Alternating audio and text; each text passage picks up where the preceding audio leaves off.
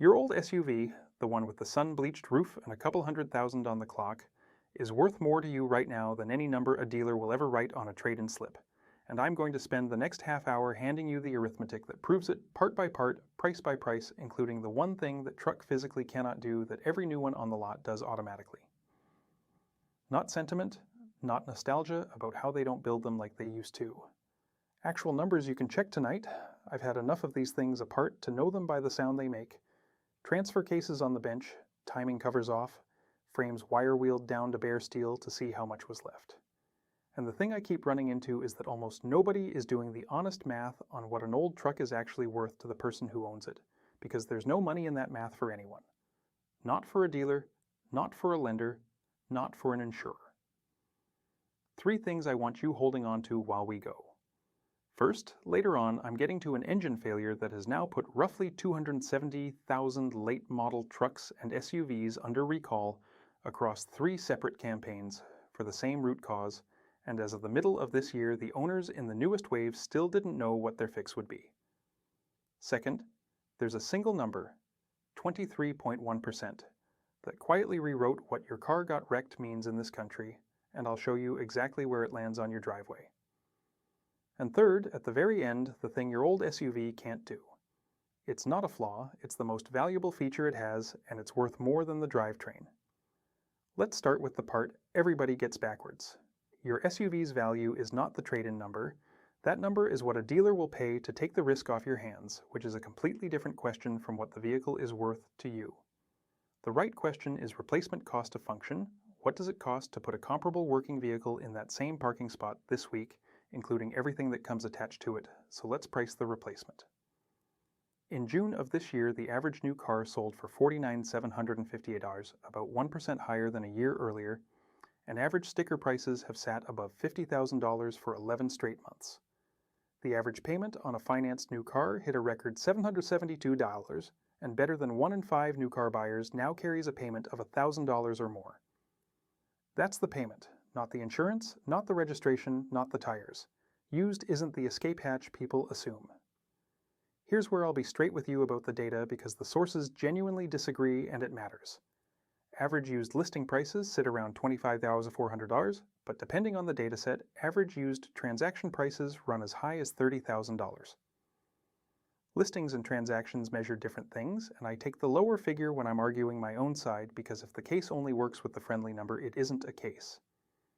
Even on the conservative figure, the gap between new and used average list prices has widened from about $13,000 in 2015 to roughly $21,000 today. Now the fleet. The average American light vehicle reached 12.8 years old, with 289 million vehicles in operation and a steady scrappage rate around 4.5%. And passenger cars dropped below 100 million for the first time since the 1970s. Claims data projects the average hits 13 years this year. Read that as what it is. The country decided, one household at a time, to keep what it already had. Here's the mechanism underneath all of it, and it's simpler than the industry likes to admit. A vehicle is a bundle of functions. Move people, carry stuff, tow, start in January, get to work. Every one of those functions has a market price attached to it now, and the price went up. Your old SUV performs those functions at a marginal cost of parts and fluids. The replacement performs them at a marginal cost of parts, fluids, a payment, higher insurance, and a set of systems that have to be recalibrated by somebody with a 5-figure alignment rig every time you break glass. Think of it like an old house that's paid off. The roof still costs money. But nobody is charging you rent while you fix it. That's the foundation.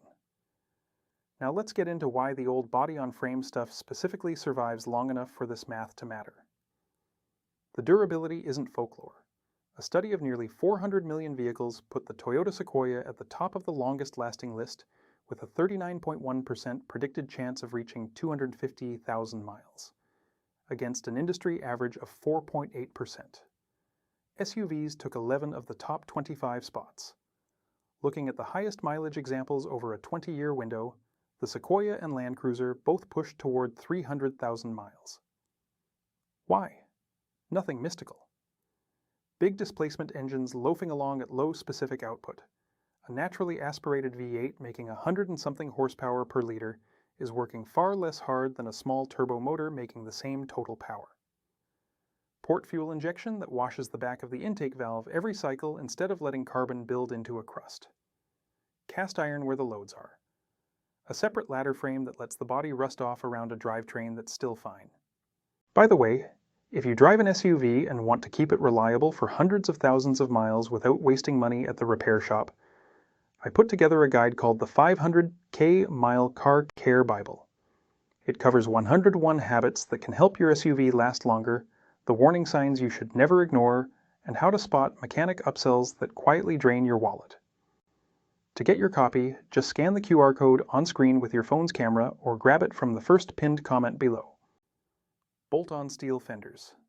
A transfer case you can shift with your arm when the electric motor dies, because there's a linkage in there and not just a wish. And parts. This is the piece people underrate. A wheel bearing, a set of ball joints, an alternator, a radiator, a water pump. For a common truck platform that ran a decade in the millions, those are sitting on a shelf 20 minutes from your house from 3 different manufacturers at 3 different price points. That is a supply chain that took 20 years to build, and it doesn't disappear the year the model does. Now the honest side, because I'm not going to sell you a fantasy. A lot of these trucks ran timing belts, not chains, and the interval is real. Miss it on an interference engine and you're pulling the head. Ball joints on the older Toyota independent front ends have their own reputation for a reason. Automatic transmissions from that era generally want to drain and fill every 30,000 miles and did not get one. And rust is the actual killer, not mileage. A clean 240,000 mile truck from a dry state is a better buy than a rusted 90,000 mile truck from the Salt Belt, and it isn't close. Still with me? Good, because this next stretch is where the argument stops being nostalgic and starts being financial. Here's what replaced those trucks. Toyota first recalled about 102,000 Tundras and Lexus LX models in May of 2024, later announcing many would get full engine replacements, then added another 127,000 vehicles in November 2025, including the Lexus GX, bringing the total tied to that engine family to nearly 270,000. The cause is machining debris left inside the engine during production, which can damage the number 1 main bearing and lead to knocking, rough running, hard starts, or total failure. Through October of 2025, the company had logged 2604 warranty claims and 303 field reports on those failures in the US market. I want to be careful here because this is the point where a lot of people would tell you what Toyota was thinking. I don't know what Toyota was thinking. What's documented is that the problem ran through multiple production windows across 2 plants, that more than 70,000 engines have already been replaced, and that as of mid-2026, owners in the newest wave were still waiting to learn what their remedy would even be. For the later waves, dealers now run a resonant frequency inspection of that main bearing, and only engines that fail get replaced. Why it took as long as it did to correct has never been properly explained in public, and I'm not going to invent a reason for it. That's the loop I flagged, paid, and it isn't one company. In April 2025, GM launched Recall 25V274 covering nearly 600,000 vehicles, 2021 through 2024, Escalades, Silverados, Suburbans, Tahoes, Sierras, Yukons, over manufacturing defects in the crankshaft and connecting rods that can cause sudden engine seizure. The underlying investigation involved more than 28,000 field complaints in the US, including roughly 14,000 involving loss of power, and GM expected around 21,000 engines would need replacing worldwide. For the engines that pass inspection, the remedy is a switch to thicker 0-Diu-40 oil, a new filter, and a 10-year, 150,000-mile coverage extension. The consolidated class action argues the repair doesn't address the underlying issue, and federal safety regulators opened their own investigation into whether the repairs actually work. I'll let you sit with that one. Heavier oil for a bearing problem in 500,000 trucks. Now the number I promised you. Total loss frequency reached 23.1% of claims, a new industry high, while 28.3% of repairable estimates now include a calibration, and there are 12 million fewer vehicles 6 years old or newer on the road than there were in 2020. Average repair cost 4,818. Nearly 1 in 4 crashed vehicles is now written off instead of fixed. And this is where it lands on you personally. If your vehicle is worth less than about $7,000, even moderate damage can trigger a total loss in most states. Somebody backs into you in a parking lot and the check you get is the market value of a 20-year-old truck, which is nowhere near the replacement cost of the function that truck performs for you. That's the single biggest financial risk of running an old SUV, and almost nobody names it out loud. It's not the head gasket, it's the adjuster. Why did repairs get so expensive? Partly the sensors. Roughly 9 out of 10 2023 model year cars require driver assist recalibration after a windshield replacement, up from about 1 in 4 in 2016. Calibration alone typically runs $300 to $600, and complex systems can exceed $1,000. Between the glass and the camera work, a windshield job can clear $1,000 on its own.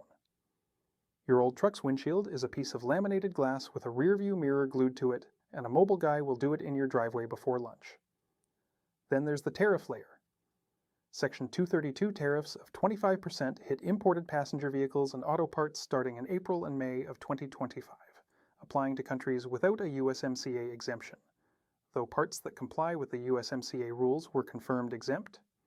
Analysts projected full coverage insurance would rise about 1% this year under normal conditions, but as much as 4% or more if tariffs meaningfully drove up repair and replacement expense. That's a forecast, not a fact, and I'll mark it as one. But directionally, it's the same story. Everything that touches a new vehicle got more expensive to fix, and insurance is a shared pool, so the cost of repairing the complicated cars lands in your premium too. We're most of the way through the mechanical side, and you've got the core of it now, the replacement math, the durability data, and why the modern repair bill got so heavy. If this is the kind of thing you want more of, subscribe. That's the whole ask. Now here's the part I've been building toward. The reason repair independence is disappearing even for people who never wanted a new vehicle in the first place, and what it means that your truck already has something a lawsuit has been fighting over for 6 years. Your old SUV has a diagnostic port under the dash that's been federally standardized since 1996. A $30 reader tells you the code. The code points at a system. You test the system. Nothing pairs a part to a serial number, nothing needs a subscription to authorize a module, and no software lock decides whether your repair is allowed to succeed. Compare that to the fight going on right now. Massachusetts voters approved a right to repair expansion in 2020 by about a 75% majority, requiring manufacturers to give independent shops access to vehicle telematics and wireless mechanical data through an open platform for model year 2022 and later, and it has been tied up in federal court ever since. At oral argument in February of this year, the automakers' trade group conceded its members could safely comply with the law as the district court interpreted it, abandoning the central argument that compliance was impossible. Maine's version technically took effect in January 2025, but implementation stalled because the independent entity meant to administer the data platform was never established. A federal bill, the Repair Act, would require automakers to share vehicle-generated data, repair information, and tools with owners and independent shops. It has not become law. 6 years, 3/4 of a state's voters, and the access still isn't there. Your old truck doesn't need any of it. That's not a small thing. That's the difference between owning a machine and licensing one. Before the last section, the caveats, the real ones, because I'd rather you keep your truck for good reasons than bad ones. Safety is the honest weak point, and I won't dress it up. Electronic stability control became mandatory on everything built or imported for sale here by September 2012 under Federal Motor Vehicle Safety Standard 126. Regulators estimated it would cut single vehicle crashes for SUVs by 59%, with a much larger reduction in rollovers, and the analysis of real-world fatal crashes found the risk of fatal rollover involvement for SUVs down by roughly 73% in equipped vehicles. A tall, narrow, heavy 4x4 without stability control is the exact vehicle that system was invented for. If your teenager is driving it in the rain, that fact outranks everything else in this script. Also missing on a lot of them. Side curtain airbags, modern structures, decent headlights. Fuel economy is what it is, and if you're running 100 miles a day, the arithmetic can flip. A quick word to the person about to make a specific mistake this weekend. If you're looking at a cheap old 4x4 in a salt state and the seller says surface rust, get under it with a small hammer and tap the frame rails ahead of the rear spring hangers and around the body mounts. Sound tells you everything. Solid steel rings. Wrought thuds and flakes.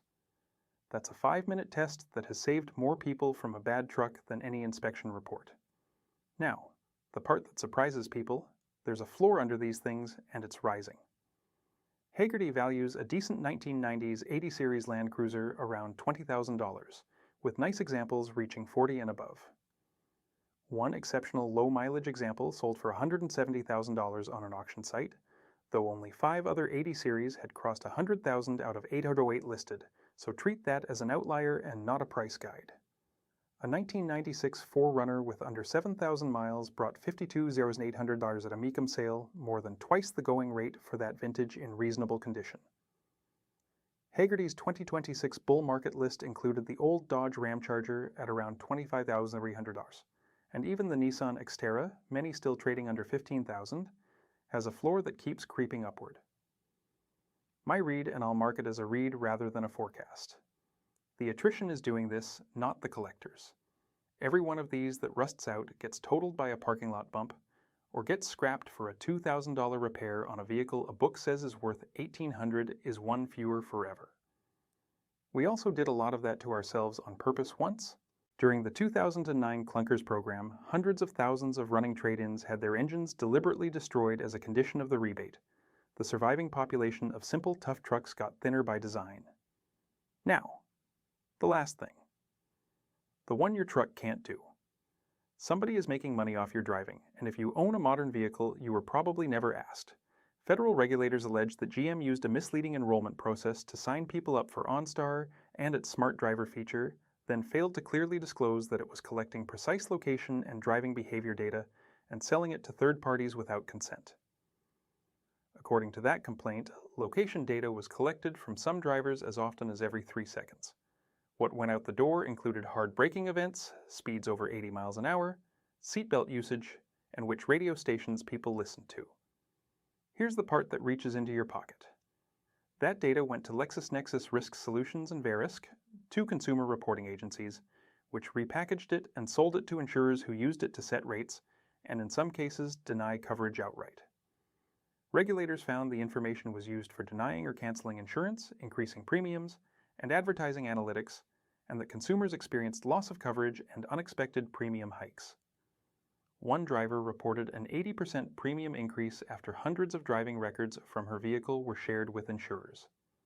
One person's disclosure report ran 258 pages and logged 640 individual trips with start and end times, distance, and speed. Now put the numbers side by side because the arithmetic is the accusation. California's Justice Department said GM made roughly $20 million nationwide from those sales between 2020 and 2024. In May of this year, the state announced a $12.75 million settlement, subject to court approval, over the sale of driving and location data from hundreds of thousands of California drivers. The federal order finalized in January of this year bans sharing that data with consumer reporting agencies for 5 years and runs 20 years in total, and no financial penalties were imposed as part of it. The program itself was shut down back in April 2024, with the company citing customer feedback and saying it unenrolled everyone and ended the third-party relationships. You were told it was a free safety feature that scored your driving so you could improve it. What was true is that it was a data feed with your name and your VIN on it, priced into a premium you had no way to contest because you didn't know the source. And the enrollment, the moment where you supposedly agreed, happened in a dealership finance office in a stack of paperwork on a screen somebody else was tapping through. This isn't ancient history either. 83% of new cars sold worldwide last year came with embedded connectivity, and North America's attach rate is about 94%. Nearly every new vehicle on that lot has a modem in it whether the buyer thought about it or not. And connectivity has been sold to you before as an option you couldn't decline. For a stretch, 3 years of OnStar service was made mandatory on many new vehicles at a $1,500 line item, charged whether the customer activated it or not, though that requirement was reversed for the following model year on all but the top trims. Your old SUV has no modem. There's nothing in it to opt out of, no consent screen someone else clicked, no second buyer for the record of where you went on Tuesday. That's not a missing feature. In an environment where a company can earn $20 million from your habits and settle for less than the cost of a Super Bowl ad, it's an asset, and you can do something with that today. Consumers can request access to or deletion of their data through the manufacturer's privacy process. and can obtain copies of the files held on them by LexisNexis or Verisk. If you drive anything modern, pull your file. Read what's in it. The sentence that got used on you doesn't work twice. Here's what I actually take from all of this, and it isn't about corporations, it's about judgment. Somewhere along the line, we outsource the question of what a thing is worth. We let a website, a book value, an app tell us, and those numbers all answer the same narrow question, which is what a stranger would pay to take it away from you. That was never the interesting question. The interesting question is what it does for you, at what cost, for how much longer. That's a judgment call, and judgment is a skill. It gets better with use. The guy who knows his own truck, knows the noise it makes cold, knows what he spent on it last year down to the dollar, knows which two things will fail next and what they cost. That man cannot be sold anything he doesn't want. Not because he's stubborn, because he already did the arithmetic and nobody can bluff him. That's what an old vehicle in a driveway represents when it's kept on purpose instead of by default. Not resistance to progress, ownership of a decision. So let's put a procedure in your hands, because a rule of thumb is advice and a procedure is a tool. Step 1, price the replacement honestly. Not a nicer version, the same function. Payment, insurance delta, registration, taxes. Get an actual quote for insuring the replacement before you assume it's a wash. Step 2, inspect the bones. Frame rails, body mounts, spring hangers, rocker panels. Compression or leak down on the engine, and a good look at the transmission fluid. If the frame is compromised in a structural area, stop. That's the one honest walkaway, and no amount of good arithmetic beats it. Step 3. List the next 3 failures for your specific model and price them with parts and labor. Every platform has a known list. Owner forums will tell you in an afternoon. Step 4. Add up what you spent on it over the last 12 months, all in, including tires and fluids. That's your keep number. Step 5. Compare. If your keep number, plus a reserve for the 3 failures you just priced, comes in under 12 months of payment plus the insurance difference, keep it. That's not close in most cases. It's usually not close by thousands. And step 6, the one nobody tells you, check what your insurer would actually pay if it were totaled tomorrow and decide whether carrying collision coverage on it still makes sense at all. More than a quarter of policyholders now carry deductibles of $1,000 or more, and about 29% of consumers canceled or downgraded some insurance in the past year. Run your own numbers on that. The gap between your deductible and the truck's book value is sometimes so small that you're paying a monthly fee for almost nothing. The payoff isn't a windfall, it's a bill that never shows up. No payment on the first of the month, no 5-figure engine on back order, no calibration line item on a windshield invoice, no letter explaining that your premium changed for reasons nobody will itemize. Just fuel, fluids, tires, and the occasional Saturday. Now I want to hear from you, and specifically I want 2 numbers. What's on your odometer, and what did that vehicle cost you over the last 12 months? Everything parts and shop bills included, not the highlight reel, the real total. I read those, and the pattern in them is more useful than any study I could quote you, because a study can't tell me what a rear main seal costs in your town. And plenty of people are going to show up to say an old 4x4 without stability control has no business on a public road. Some of them will have data. Come argue it. Bring the crash statistics and I'll read them properly, because that's the one part of this where the case against me is strongest and I'd rather be corrected than comfortable. If you want more of this kind of thing, hit subscribe. There's a thread I deliberately left alone today. How insurers actually arrive at the number they hand you when they total a vehicle, which vendor produces the valuation, what comparables get chosen, and why 2 identical trucks, 2 counties apart, get settlements thousands apart. I've been trying to get a straight answer on that for a while, and I'm not there yet. When I am, it'll be here. Until then, go tap on that frame. Take care of yourselves.